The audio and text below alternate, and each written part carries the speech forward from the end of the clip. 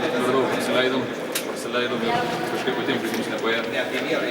Jie įmetė, mes neįmetėm. Kamuolius praktiškai visus pasiėmė priešininkai.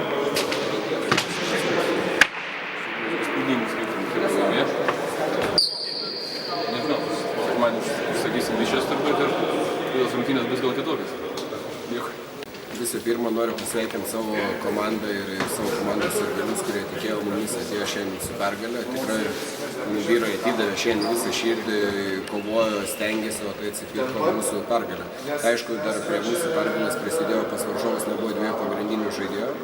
Tai jiems turėjo įtakos žaidimui, pradžioje geriau sekėsi mums susiginti, užpulti ir to pasiekoje mes pabėgome, pradėjome tikėti savo jėgom.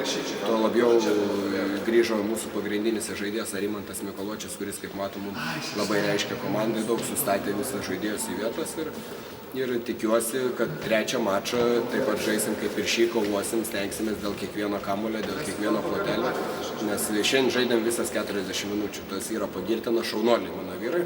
Taip pat noriu pagirti varžovus, kad jie netgi atsilikinėdami didelių skirtumų, kovėsi, stengiasi iki galo, nors jiem ir nesisekė ir nebuvo jokių apsižodžiavimų, žaidė kultūringai, tvarkingai. Ačiū už gerą kovą ir norim palinkėti gerų trečių rungtynių.